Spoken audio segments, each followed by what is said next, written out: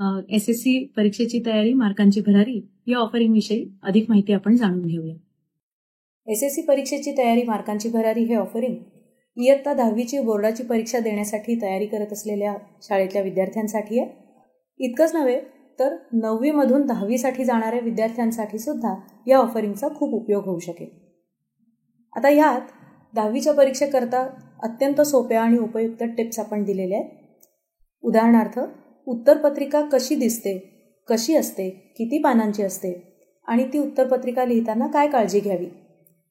तसंच परीक्षेच्या वेळाचं प्रत्येक विषयानुसार कसं व्यवस्थापन करावं हे सुद्धा आपण सांगितलंय. आणि या ऑफरिंगमध्ये हे सर्व 10 विषय समाविष्ट आहेत, जसं की इंग्रजी, मराठी, हिंदी संपूर्ण, संस्कृत संपूर्ण, विज्ञान आणि तंत्रज्ञान भाग 1 आणि 2, बीजगणित, भूमिती, भूगोल, इतिहास व राज्यशास्त्र. आणि हे विषय मराठी मीडियम आणि इंग्लिश मीडियम या दोन्ही मीडियमसाठी ह्या कोर्समध्ये कव्हर करण्यात आलेले आहे. हा कोर्स शिकताना विद्यार्थ्यांना तुम्हाला स्क्रीनवर दिसत असतील या विविध गोष्टी शिकता येणार आहेत, जसं की परीक्षेच्या वेळाचं योग्य रीतीने व्यवस्थापन करणं, प्रत्येक विषयाच्या प्रश्नपत्रिकेचं स्वरूप यात उलगडून दाखवलेलं आहे. तसंच प्रत्येक विषयाची उत्तरपत्रिका सोडवण्याची आदर्श पद्धत देखील दाखवलेली आहे. याचाच अर्थ वेगवेगळे भाषा विषय जसं की मराठी, हिंदी, इंग्रजी आणि महत्त्वाचे काही विषय की ज्यात उत्तरपत्रिका कशी लिहावी याविषयी विद्यार्थ्यांमध्ये संभ्रम असतो. उदाहरणार्थ, अल्जेब्रा म्हणजे बीजगणित किंवा जॉमेट्री म्हणजे भूमिती. अशा उत्तरपत्रिकासुद्धा आदर्श पद्धतीने कशा सोडवाव्या हे यात सांगण्यात आलेलं आहे. तसंच विद्यार्थ्यांकडून उत्तरपत्रिका लिहिताना सामान्यतः कोणत्या प्रकारच्या चुका होतात आणि त्या आपल्या विद्यार्थ्यांना कशा टाळता येतील याविषयीसुद्धा या कोर्समध्ये मार्गदर्शन केलेलं आहे. तुम्हाला स्क्रीनवर दिसत असेल या पद्धतीने कोर्समध्ये प्रत्येक विषय हा मांडलेला आहे. बघा, प्रत्येक प्रश्नपत्रिका ही त्यातल्या प्रत्येक प्रश्नानुसार एक्सप्लेन केलेली आहे आणि त्याचबरोबरीने उत्तरपत्रिकासुद्धा कशी लिहावी हे प्रत्येक विषयाच्या प्रश्नानुसार सांगितलेलं आहे. प्रश्नपत्रिका सोडवताना तुम्ही ती तुमच्या सोयीनुसार कोणत्याही क्रमाने सोडवू शकताच आणि त्याची उत्तरं बरोबर असतील तर त्याचे मार्क्ससुद्धा तुम्हाला मिळतील.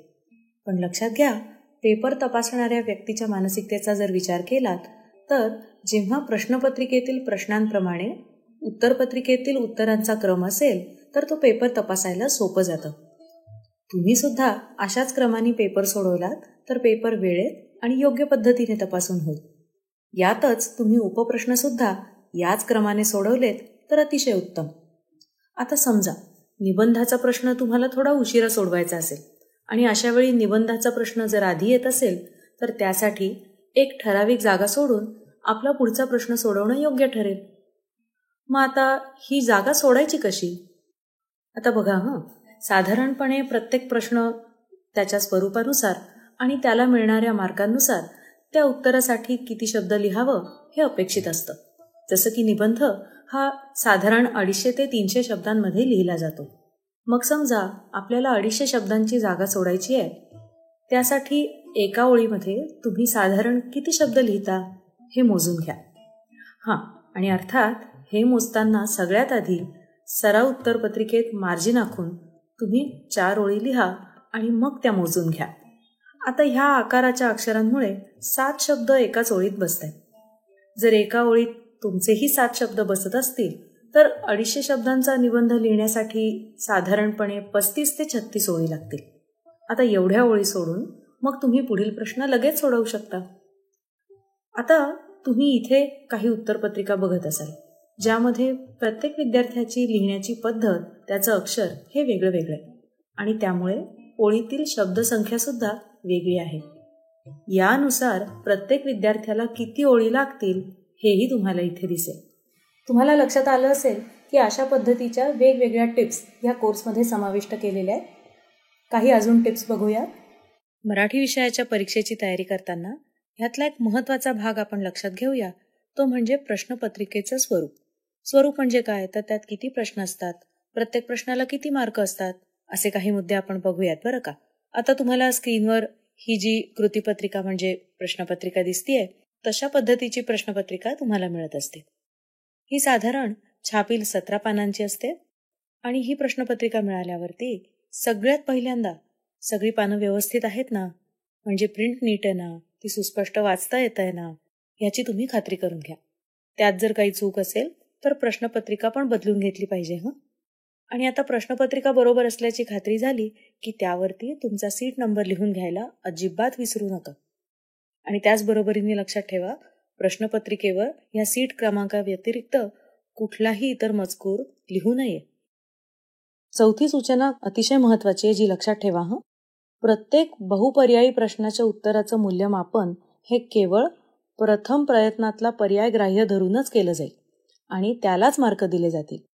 म्हणजेच उदाहरणार्थ प्रश्न क्रमांक 1A मध्ये तुम्ही एक पर्याय निवडलात आणि तो लिहिलात, मग तो खोडून जर दुसरा लिहिलात तर तो दुसरा पर्याय बरोबर जरी असेल तरी तो ग्राह्य धरला जाणार नाही. दिलेल्या माहितीवरून तुम्हाला क्रमिकेचं पहिलं पद काढायचंय. उत्तर लिहिताना इज इक्वल टू, देअरफोर किंवा बिकॉज यासारख्या चिन्हांचा योग्य ठिकाणी योग्य उपयोग करा. जिथे जिथे आवश्यक असेल तिथे तिथे स्टेप्समध्ये किंवा आकृतीमध्ये अगदी नीट बघा, एकक सुद्धा लिहिलेत, म्हणजे युनिट सुद्धा लिहिलेत. हा रिपोर्ट आहे, म्हणजेच घडून गेलेल्या घटनेचा हा वृत्तांत आहे. म्हणूनच ह्या विद्यार्थ्याने बघा, हा रिपोर्ट लिहिताना सगळीकडे भूतकाळाचा वापर केला. आता याचबरोबरीने जशा ह्या टिप्स विद्यार्थ्यांना मिळतील त्याचबरोबरीने उत्तरपत्रिका लिहिताना इतर विद्यार्थ्यांनी काय प्रकारच्या चुका केलेल्या आहेत किंवा ते करू शकतात आणि त्या आपण कशा टाळायच्या याचं एक छोटंसं ॲनालिसिस सुद्धा आपल्या विद्यार्थ्यांना प्रत्येक विषयासाठी मिळणार आहे. उदाहरणार्थ, चला आता जाऊया प्रश्न 2A कडे. कृतीवर आधारित सर्व प्रश्नांमध्ये या विद्यार्थ्यांनी उत्तराभोवती चौकटच काढलेली नाहीये, त्यामुळे नक्की उत्तर कोणतं आहे हे पटकन समजून येत नाही. लक्षात ठेवा की कृतीवर आधारित प्रश्नांमध्ये तुम्हाला रिकाम्या चौकटीत योग्य ती उत्तरं लिहायची असतात. याचबरोबरीने असंच कंटेंट हे आपल्या इंग्लिश मीडियमच्या विद्यार्थ्यांसाठी सुद्धा आपण तयार करतोय. Now, let's see the third question. In this question, you had to solve some activity-based questions and some sub-questions. You can see on the screen how we should solve these questions. The answers to activity-based questions are written in side boxes, as you can see. Now, you can see that the number of the sub-question to be solved has been written and the answer has been provided. A proper gap is maintained between the two answers, approximately 1 or 2 lines. After each answer, a line is drawn with a pencil. Also, important points or equations in the answer are underlined. Proper symbols such as since and therefore have been used where needed. All the steps have been written systematically in the answers. If all the answers are written in this manner, you will definitely get full marks for this question. याचबरोबरीने विद्यार्थ्यांना प्रत्येक विषयाच्या tips घेता घेता काही तुलनात्मक प्रश्न सुद्धा सोडवता येणार आहेत, ज्यातनं त्यांचं या विषयाचं अंडरस्टँडिंग हे जास्त चांगल्या पद्धतीने घडेल. उदाहरणार्थ, आता तुम्हाला स्क्रीनवरती दिसत असेल की जोड्या लावा हा प्रश्न कुठल्या पद्धतीने सोडवणं अपेक्षित आहे आणि त्यासाठी विद्यार्थ्याला 4 पर्याय दिलेले आहेत. आता हे पूर्ण 4 पर्याय पाहून विद्यार्थ्यांनी प्रश्नाचं योग्य उत्तर निवडायचं आहे. याचबरोबरीने भूगोलासारख्या विषयांमध्ये नकाशातले घटक दाखवताना कशा पद्धतीने दाखवले पाहिजेत अशा पद्धतीचा हा प्रश्न आहे, ज्यात तुम्हाला लक्षात येईल की जसं आपण टिप्समध्ये सांगितलंय त्याप्रमाणे त्या विद्यार्थ्याने नकाशा देखील भरला आहे आणि सूचीसुद्धा दिलेली आहे आणि म्हणून विद्यार्थ्याने निवडताना तो पर्याय निवडला. याचबरोबरीने एका पूर्ण उत्तरपत्रिकेतल्या चुका शोधणं अशा पद्धतीचे एक्झरसाईजसुद्धा आपण आपल्या विद्यार्थ्यांसाठी या कोर्समध्ये देतोय. यात बघा, तुम्हाला लक्षात येईल फॉर्मॅटिंगच्या चुका ओळखण्यासाठी एक एक पान हा एक एक प्रश्न आहे. बघा, विद्यार्थ्याने आधी ते पान नीट पाहून घेतलं आणि याच्यात काही चुका फॉर्मॅटिंगच्या दृष्टीने झालेल्या दिसत आहेत. त्या विद्यार्थ्यांनी आता इथे ओळखायच्या आहेत, जसं की मुख्य प्रश्न हा नवीन पानावरच्या प्रश्नाच्या चौकटीत लिहिलेला नाही आहे. याचबरोबरीने उत्तरपत्रिकेत प्रश्न लिहिला आहे. अशा पद्धतीने विद्यार्थ्यांनी योग्य ते पर्याय निवडत सर्व प्रश्न पुढे पुढे सोडवत गेल्यास अशा पद्धतीने ही एक्झाम संपेल. आणि या एक्झामचा नंतर प्रत्येक विद्यार्थ्याला हा असा एक रिपोर्टसुद्धा मिळू शकेल की ज्यात प्रश्नाच्या स्वरूपात जे उत्तरपत्रिकेचं पान दाखवलं होतं ते पाहता येईल आणि त्याच्यात विद्यार्थ्याने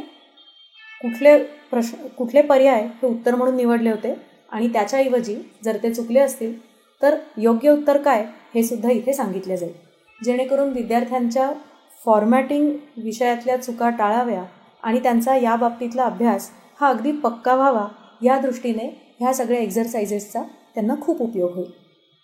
तर अशा रीतीने या ऑफरिंगमध्ये एकूण 10 विषय समाविष्ट आहेत आणि कोर्सचा कालावधी प्रत्येक मीडियमसाठी हा 600 मिनटं अर्थात 10 तास आहे. आणि ह्याचं डिव्हिजन पुढीलप्रमाणे आहे. यात इन्फॉर्म कंटेंट म्हणजे टिप्सचे व्हिडिओज हे साधारण 300 मिनिटांचे, तर 300 मिनिटांमध्ये वेगवेगळे MCQs आणि उत्तरपत्रिकेतील चुका ओळखणे ज्याचे रिपोर्ट जनरेट होतील